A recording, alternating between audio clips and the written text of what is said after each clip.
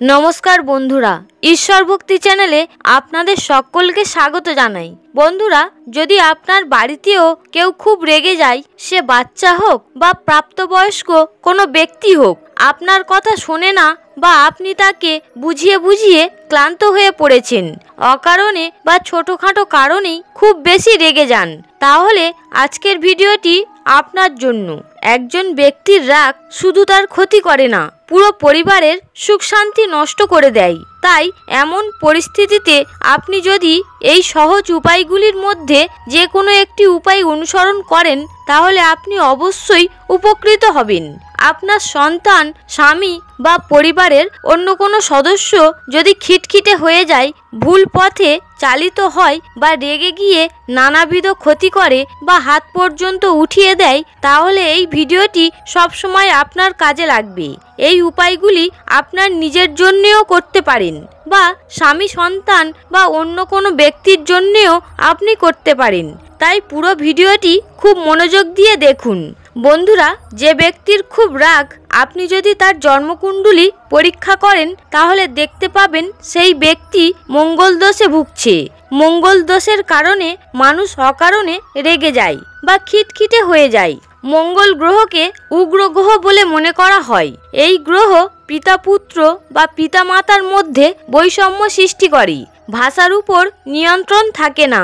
মঙ্গল খারাপ অবস্থানে থাকলে বা নিচে অবস্থান করলে, বাচ্চা হোক বা বড়, তারা ভীষণ রাগী হয়। সে না চাইলেও তার মনে রাগ আসবে এবং সে রেগে যাবে। এ কারণে অফিসে বা কর্মস্থলে তাকে অসুবিধার সম্মুখীন হতে হয় বা বাড়িতেও অশান্তির পরিবেশ সৃষ্টি হয়। এদের কথা বলার ধরনের কারণে অনেক সম্পর্ক ভেঙে যায়। আপনি নিশ্চয়ই দেখেছেন, যখন কেউ রেগে যায়, সঠিক জায়গায় সঠিক কথা না বলতে পারার কারণে সেই ব্যক্তি সর্বত্র কষ্ট পায়। আপনি নিশ্চয়ই জানেন মহাভারত কেন হয়েছিল। দ্রৌপদী ধৃতরাষ্ট্রের ছেলেকে বলেছিলেন, অন্ধের ছেলে অন্ধ হবে না। তিনি ঠিক কথাই বলেছিলেন, কিন্তু তার কথা বলার ভঙ্গি ঠিক ছিল না। অর্থাৎ কোথায় কি বলতে হবে সেই বুদ্ধি না থাকার কারণে ব্যক্তি মহাভারতের চেয়েও বড় যুদ্ধ করে দেয়, বাড়ির সবাইকে অসুখী করে তোলে। তাই এমন পরিস্থিতিতে আপনাদের কিছু করার দরকার নেই।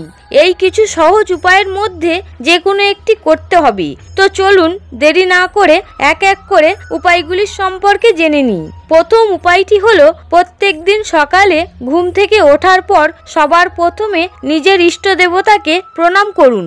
যে ভগবানে বা যে ঈশ্বরে আপনি বিশ্বাসী, আগে সবার প্রথমে তাকে প্রণাম করুন। তারপর ধরিত্রী মাতাকে প্রণাম করুন, অর্থাৎ পৃথিবী মাতাকে প্রণাম করুন। বন্ধুরা, সকালে ঘুম থেকে ওঠার পর এই প্রণাম করার মাধ্যমে আমরা কৃতজ্ঞতা প্রকাশ করি, যা আমাদের রাগ কমাতে সাহায্য করে। ঘুম থেকে ওঠার পর কৃতজ্ঞতা প্রকাশ করার সাথে সাথে কমপক্ষে 15 মিনিট কারো সাথে কথা বলবেন না। শাস্ত্র অনুসারে এই বিষয়টি যদি আপনি নিয়মিত করেন, তাহলে রাগ কমে যায় এবং মনে শান্তি আসে। এছাড়াও কোনো ব্যক্তি যদি প্রত্যেক দিন হনুমান চালিসা পাঠ করেন, তাহলে তার মঙ্গল শান্ত হয় এবং রাগ কমে যায়। দ্বিতীয়ত, বন্ধুরা, জ্যোতিষশাস্ত্র অনুসারে রাগের সঙ্গে চন্দ্রের সম্পর্ক রয়েছে।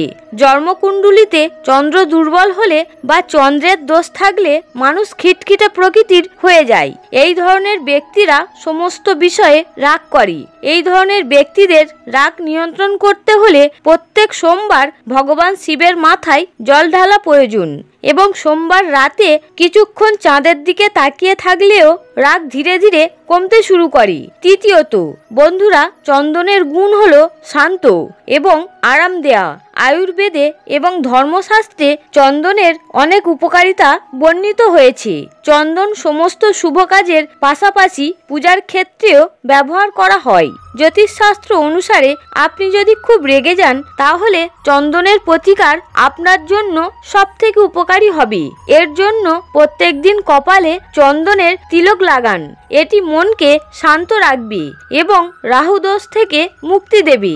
রাগ নিয়ন্ত্রণ করার চতুর্থ উপায়টি হলো, প্রত্যেক দিন সকালে স্নান করে ভগবান সূর্যদেবের উদ্দেশ্যে জল অর্পণ করুন এবং প্রত্যেক সোমবার দিন মহাদেবের পূজা করুন।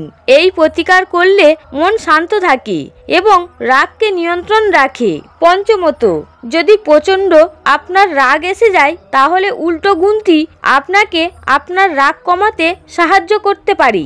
আপনার শ্বাসের উপর প্রকাশ করে 10 থেকে 1 পর্যন্ত যদি ওই সময় আপনি উল্টো গুণটি গুনতে শুরু করেন তাহলে আপনি আপনার রাগকে নিশ্চিত রূপে নিয়ন্ত্রণ করতে পারেন।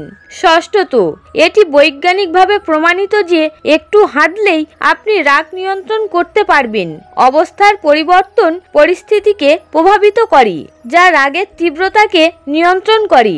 এবং সর্বোপরি যদি প্রচণ্ড রাগ আসে তাহলে তৎক্ষণাৎ 1 গ্লাস জল পান করবেন। দেখবেন আপনার রাগ ধীরে ধীরে কমতে শুরু করবে। এই বিষয়টি দেখা গেছে যে প্রত্যেক দিন যদি জলের সাথে সামান্য মিশ্রি এবং মৌরি মিশিয়ে নিয়মিত পান করেন তাহলে সেই ব্যক্তি তার রাগকে নিয়ন্ত্রণ করতে সক্ষম হন।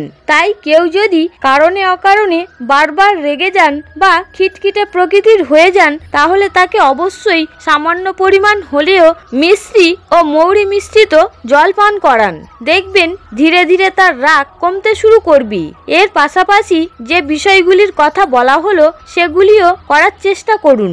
এবং সর্বশেষে একটা কথা বলি, কারো কাছে থেকে অতিরিক্ত প্রত্যাশা কখনোই রাখবেন না। দেখবেন আপনি আপনার রাগকে সম্পূর্ণ আপনার নিয়ন্ত্রণে রাখতে পারছেন। আশা করি বন্ধুরা ভিডিওটি আপনাদের ভালো লেগেছে। যদি ভিডিওটি ভালো লেগে থাকে তাহলে অবশ্যই একটি লাইক করবেন এবং কমেন্টে অবশ্যই জয় শ্রীকৃষ্ণ বা হর হর মহাদেব লিখতে ভুলবেন না। সকলে ভালো থাকুন, সুস্থ থাকুন। ঈশ্বর আপনার মঙ্গল করুক। হরে কৃষ্ণ।